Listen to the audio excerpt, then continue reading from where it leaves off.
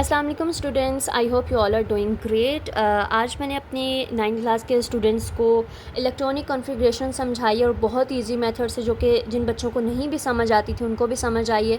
So I thought why not I share this with all of you, ताकि आप लोग भी इससे फ़ायदा उठा सको। सो ये बहुत ईजी मेथड है। वीडियो को स्टार्ट करते हैं।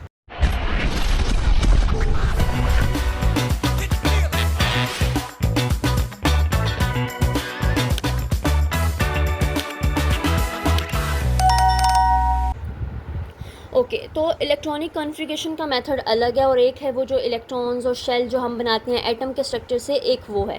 तो दोनों को हम एक एक एग्जांपल से यहाँ पे डिस्कस कर लेंगे ताकि आपको पता हो कि इलेक्ट्रॉनिक कॉन्फ़िगरेशन को अगर पेपर में आई है आपके बोर्ड के पेपर में 9th क्लास के, तो आपने कैसे करनी है, या अगर एटम का स्ट्रक्चर आया तो वो आप कैसे करोगे। ठीक है, तो सबसे पहले मैं आपको एक चीज़ बता दूँ, जब भी आपके पेपर में आए आपने साइड पर ये छोटा सा एक टेबल बना लेना, जो भी मैं बताने लगी हूँ कि कैसे बनाना है।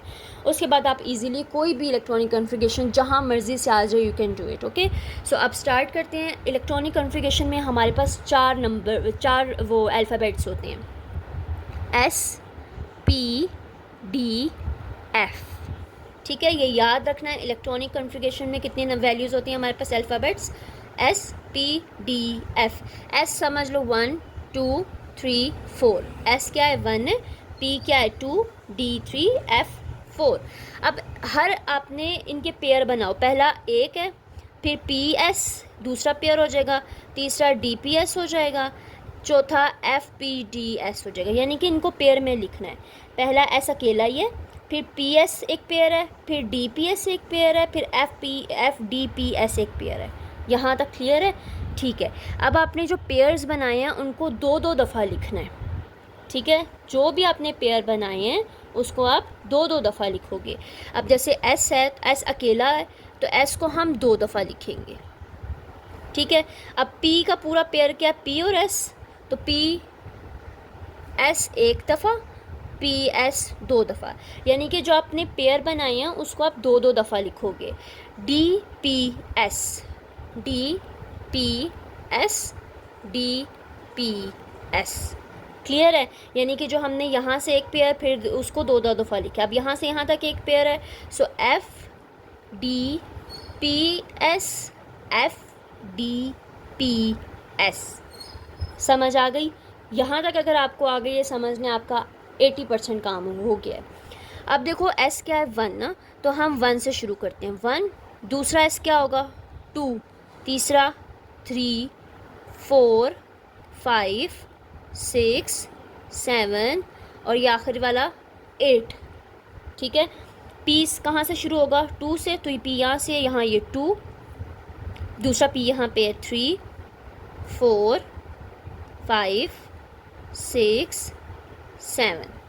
ठीक है, एक चीज़ आप यहाँ से भी देखो, 1 2 यहाँ से भी सही जा रहे हैं हम लोग, यहाँ से भी 8 7 सही जा रहे हैं, मतलब यहाँ पे 6 आना चाहिए, यहाँ पे 5 आना चाहिए।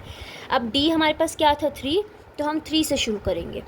अगला डी कहाँ है, ये, तो 3 के बाद क्या आएगा 4, ये है हमारा 5D, ये हमारा 6D।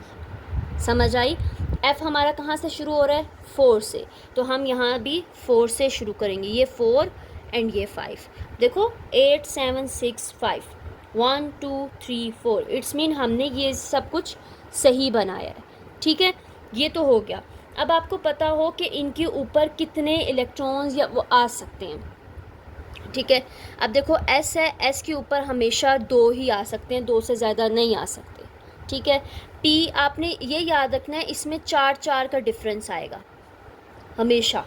4 4 को आप ऐड करोगे, 2 में 4 प्लस करो, कितने आ जाएंगे 6। यानी कि पी के ऊपर कितने आ सकते हैं ज़्यादा से ज़्यादा 6। डी के ऊपर कितने आ सकते हैं, 6 में 4 प्लस करो, कितने आ जाएंगे 10, और 10 में 4 प्लस करो तो एफ़ के ऊपर कितने आ जाएंगे 14। तो यानी कि ये हमारी इलेक्ट्रॉनिक कॉन्फ़िगरेशन इनसे होगी। ये आपको पता हो कि एस जो है वो 2 है, उसके बाद 4 4 ऐड करते जाओ, पी में 6 है, डी में 10 है, एफ़ में 14 है, और वो अब हम ऐड कैसे करेंगे, ये हमारा टेबल बन गया। अगर आपको ये समझ आई है, अब हम 2 एग्जाम्पल्स करते हैं ताकि आपको और अच्छे से समझ आ जाए। ठीक है, अब मैं एक एग्जांपल ले लेती हूँ मैग्नीशियम। अब अगर टीचर ने आपको कहा है मैग्नीशियम के ऊपर 12 होते हैं जो उसके एटॉमिक नंबर हैं, अब उसकी इलेक्ट्रॉनिक कॉन्फ़िगरेशन करके बताओ, ठीक है। तो आप कैसे करोगे? अब यहाँ पे ये देख लो, हमने 12 बनाना है। सबसे पहले हमारे पास पेयर में क्या था, S और S, ठीक है। आप वही लिखो, S और आपने S लिखा, बट S के ऊपर हमने अभी यहाँ देखा कितने आ सकते हैं, 2, तो इसके ऊपर भी 2 लिखो, इसके ऊपर भी 2 लिखो, S2 हमने लिख दिया, ठीक है। उसके बाद नेक्स्ट हमारा क्या आता है टेबल में, P और फिर S, P लिखो और फिर S लिखो। P के ऊपर कितने आ सकते हैं, 6 आ सकते हैं, 6, 7, 8, 9, 10 हो गए। S के ऊपर कितने आ सकते थे, 2, मैंने यहाँ पे 2 लिख दिया। देखो 12 पूरे हो गए, 6, 7, 8, 9, 10, 11, 12, ये आपकी हो गई इलेक्ट्रॉनिक कॉन्फ़िगरेशन मैग्नीशियम की। समझ आई? सबसे पहले आपने ये टेबल बना लेना है। टेबल बनाने के बाद आपको पता हो S के ऊपर 2 होते हैं, S के ऊपर 2 होते हैं, P के ऊपर 6 होते हैं, फिर 2, फिर 6, फिर 2, ऐसे करके हमने इलेक्ट्रॉनिक कॉन्फ़िगरेशन को कंप्लीट करना है। अब मैं एक और एग्जांपल देख लेते हैं हम लोग क्लोराइन की, ठीक है। Cl, उसके होती हैं एटॉमिक नंबर आपके पास 17, ठीक है। आपने अब क्लोराइन का मैग्नीशियम इलेक्ट्रॉनिक कॉन्फ़िगरेशन करनी है। यही टेबल को इस्तेमाल करेंगे। पहले हमारे पास क्या है, SS, आप SS लिखो, S, उसके बाद क्या है, PSP, ये लिखना नहीं है, आपने काउंट भी करते रहना है, PSP। अब हम पहले लिख लेते हैं, इस P के ऊपर कितने होते हैं, 6, इसके ऊपर भी 6, S के ऊपर 2, 2, 2 होते हैं, 6, 6, 12, 13, 14, 15, 16, 17, 18, तो ये कितने बन रहे हैं, 18 बन रहे हैं। हमें कितने बनाने हैं, हमें सिर्फ 17 बनाने हैं। तो हम शुरू से ही करते हैं, 2, 4, 10, 11, 12, 13, 14, 15, 16, 17, यानी कि यहाँ पे ज़्यादा से ज़्यादा 6 आ सकते हैं, 6 से ज़्यादा नहीं आ सकते, 6 से कम हम लिख सकते हैं। तो हम यहाँ पे 6 की जगह पे 5 डाल देंगे और हमारी इलेक्ट्रॉनिक कॉन्फ़िगरेशन यहाँ पे कंप्लीट हो जाएगी, ठीक है। तो ये था इलेक्ट्रॉनिक कॉन्फ़िगरेशन और ये बहुत इजी मेथड है। इसको अगर आप लोग 2-3 दफ़ा प्रैक्टिस करो, जितनी भी इलेक्ट्रॉनिक कॉन्फ़िगरेशन आपको टीचर ने दी है उसको बनाओ, उसको समझो, तो ये आपको बहुत इजीली हो जाएगा। एक और मेथड है आपका, वो जो हम एटम का स्ट्रक्चर बनाते हैं। अब जैसे 12 था, 12 तो ये तो इलेक्ट्रॉनिक कॉन्फ़िगरेशन हो गई। अगर मुझे कहा जाए कि आप एटम के स्ट्रक्चर से बनाओ, तो फिर मैं क्या करूँगी, सबसे पहले एक छोटा सा सर्कल, देन सबसे पहला शेल, ठीक है, एक शेल, उसके बाद दूसरा शेल। हमें पता है कि जो पहला शेल होता है उसमें सिर्फ़ और सिर्फ 2 ही हमारे पास इलेक्ट्रॉन्स आते हैं, 2 ही आते हैं ना, 2, 3, 4, 5, 6, 7, 8, 9, 10, हमें कितने चाहिए, 12 चाहिए। तो एक और शेल हमारा बनेगा और उसके ऊपर हम 11, 12, ये हमारी बन गई मैग्नीशियम का एटॉमिक स्ट्रक्चर। अगर एटॉमिक स्ट्रक्चर कहा जाए तो आप ये बनाओगे, अगर इलेक्ट्रॉनिक कॉन्फ़िगरेशन कहा जाए तो आप ऐसे करोगे, ठीक है। आपको पता हो कि इसके अंदर पॉजिटिव साइन होता है और न्यूट्रॉन, यानी कि यहाँ पे प्रोटॉन, पॉजिटिव साइन को हम प्रोटॉन कहते हैं, और न्यूट्रॉन जिस पे कोई भी चार्ज नहीं होता। ये जो आपको इलेक्ट्रॉन्स नज़र आ रहे हैं, ये नेगेटिव साइन होते हैं, इनके नेगेटिव साइन, और इनको हम कहते हैं इलेक्ट्रॉन्स, ठीक है। ये जो आपको गोल गोल सर्कल नज़र आ रहा है, इनको हम कहते हैं शेल्स, सही है। अब देखो ना, यहाँ पे पहले शेल में हमारे पास कितने थे, 2 थे, तो यहाँ S पे भी 2 ही हैं। तो ये चीज़ आपने याद रखनी है, हमेशा पहले शेल में 2 ही आएंगे, क्लियर है। उसके बाद एक और चीज़ है, पहले शेल को हम लोग क्या कहते हैं, पहले शेल को हम K शेल कहते हैं। क्या कहते हैं, K शेल। दूसरे को हम लोग क्या कहते हैं, L शेल, ये याद रखना है आपने। और तीसरे को हम कहते हैं M शेल।